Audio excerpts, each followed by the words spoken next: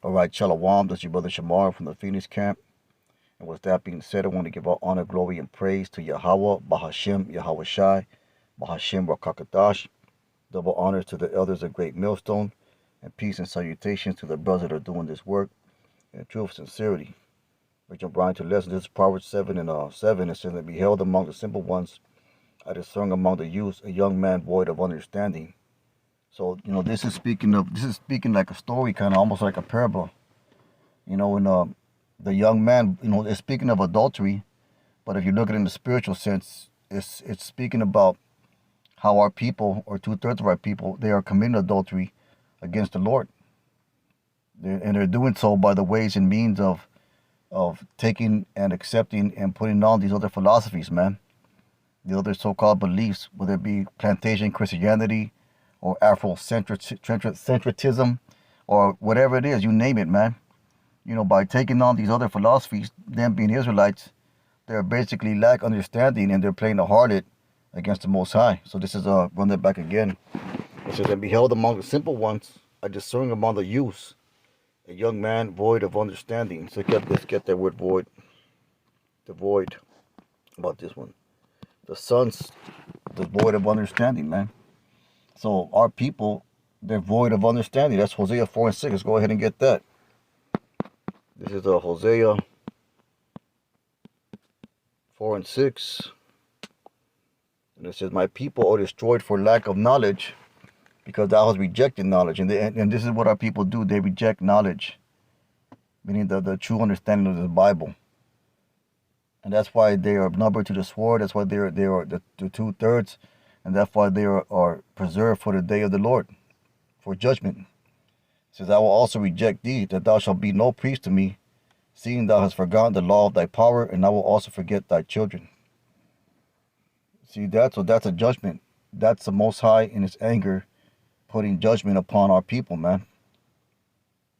So let's get Jeremiah 4 and 22, because it speaks about the sons, the simple ones that lack understanding. Let's get Jeremiah 4 and 22.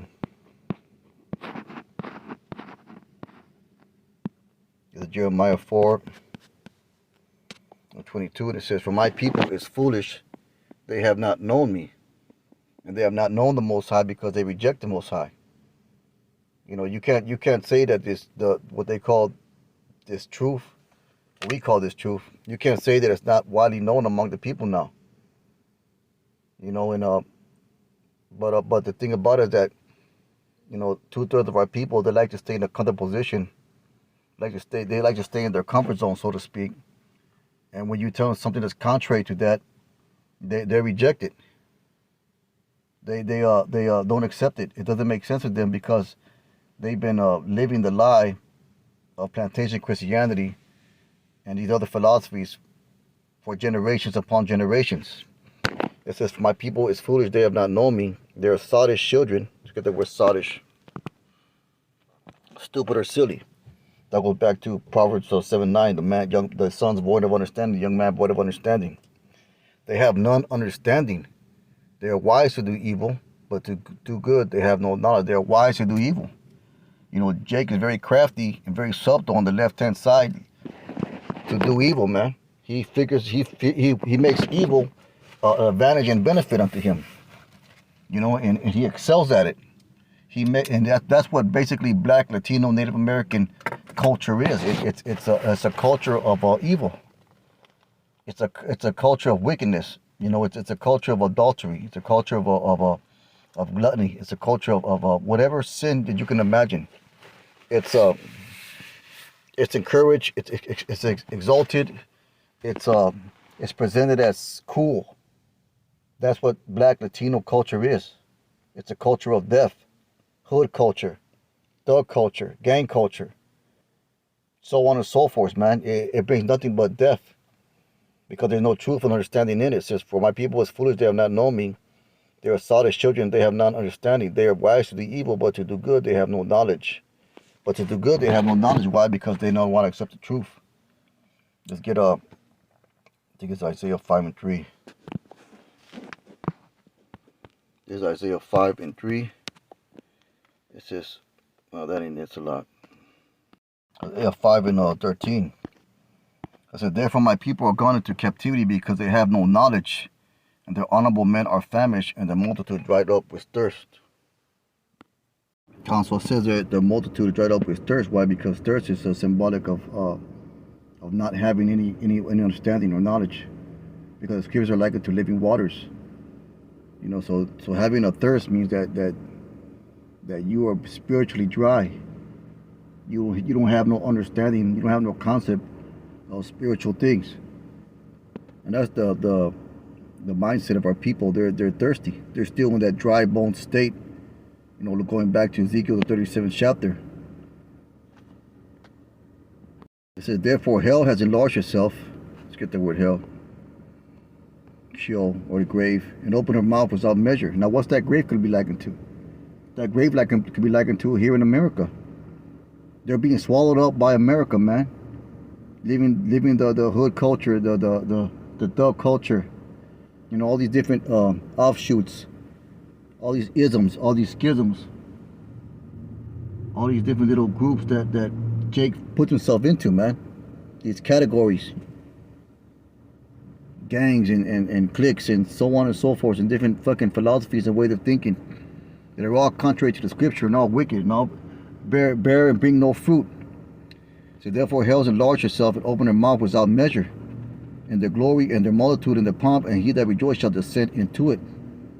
And the mean man shall be brought down, and the mighty shall be humbled, and the eyes of the lofty shall be humbled. Because to be swallowed up by America is to be overtaken with pride and rebellion.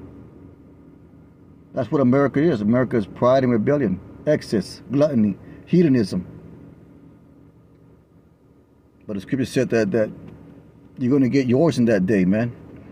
It said, but the Lord of hosts shall be exalted in judgment, and Yahweh that is holy shall be sanctified in righteousness. You see that? So that's what it is, man. That's what's coming to those unfaithful to the Lord. That's what's coming to those simple ones. Let's go back to Proverbs. This is Proverbs 7. Let's go back to 9.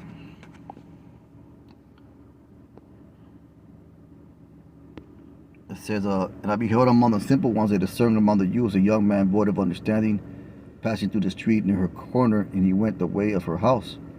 In twilight, in the evening, in the black and dark night. See, that darkness is symbolic of the wickedness. Behold, there met him a woman, because we're called out of darkness. You come into the truth, you're called out of darkness. And darkness is this wickedness of America. Behold, there met him a woman with an attire of a harlot and salt of heart. That could be America, the harlot America, the fashions of America, the lures and temptations, the snares and the traps of Babylon, taking over and swallowing up that young man, that Jake. She is loud and stubborn, her feet abide not in her house. Now she was out now in the streets and lies in wait every corner. You know, because it's everywhere, man. Wickedness is everywhere. The traps and snares of Babylon are everywhere, man. There's no escaping from it unless the Lord allows you to escape from it, unless you've been plucked out of that darkness.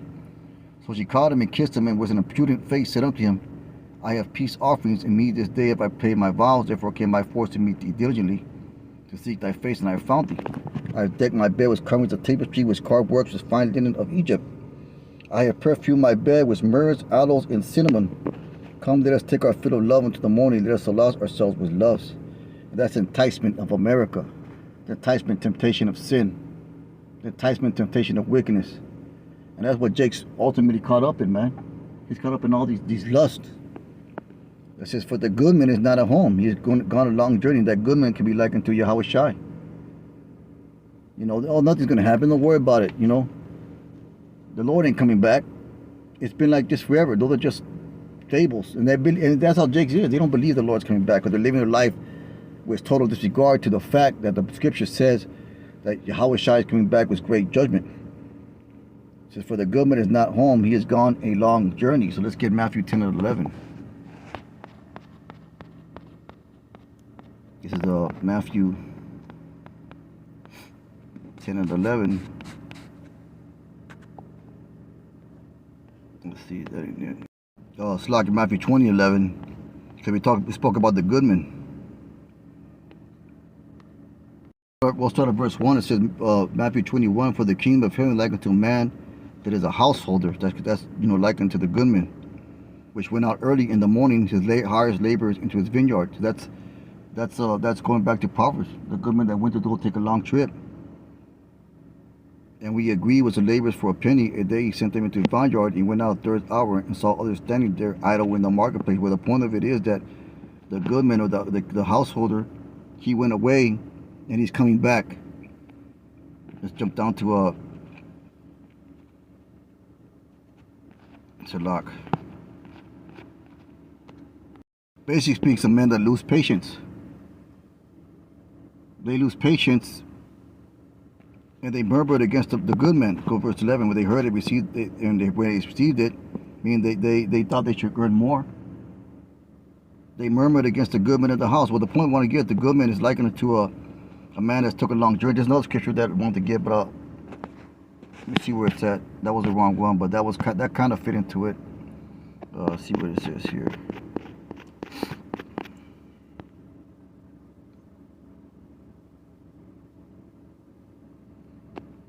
This is what I wanted. This is Matthew 24:42. It says, "Watch therefore, for you know not what hour your Lord does come.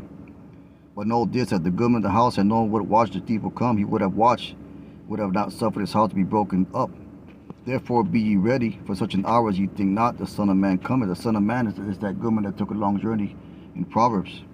"Who then is faithful and wise servant, whom his Lord has made rule over his household to give them meat in due season? Blessed is that servant, whom the Lord, when he cometh, shall find so doing.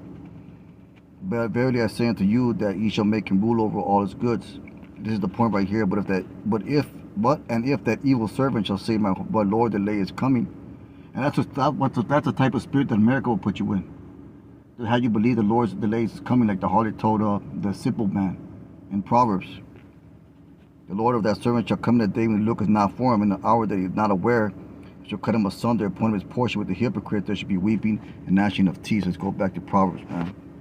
You see what the fate of the simple one is.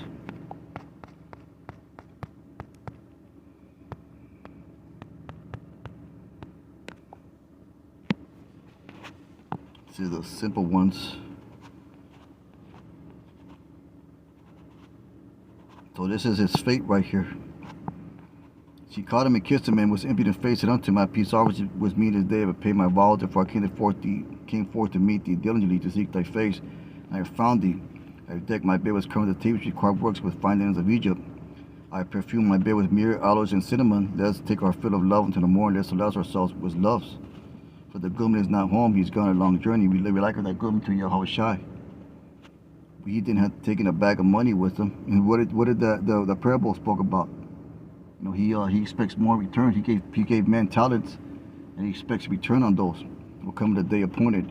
With her much fair speech, she yielded to the flattering of the lips. She forced him. He goes after straightway as an ox goes slaughter, as fools to correction of stocks, till a dart strike through his liver, as a bird hastes to snare, and knoweth not that it is for his life. See that? Knoweth not that it's for his life. So ultimately, death came unto him. Death came unto him for his adultery against the Most High. Death came unto him, man. So that's what it is. "Hearken unto me now, therefore," and this is the warning right here, "O ye children, and attend to the words of my mouth. Let not thine heart decline to her ways, go not astray in her path." So this story was told for this point here. "For she has cast down many wounded, yea, many strong men have been slain by her. Her house is the way to hell, going down to the chambers of death." So that's what that is, man. Those that stray against the Lord, that commit adultery against the Lord, ultimately they're going to receive death. We jumped around a bit, but and there's some comparisons when you read the Proverbs, the 7th chapter, and the parables in the Gospels, and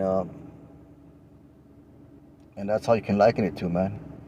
But with that being said, it's a real quick lesson. Once I went hope is edifying. I said I want to give all honor, glory, and praise to Yahweh Shem Yoshai. Kahala Yahweh Shem Yoshai. Let's keep on pushing. Shalom.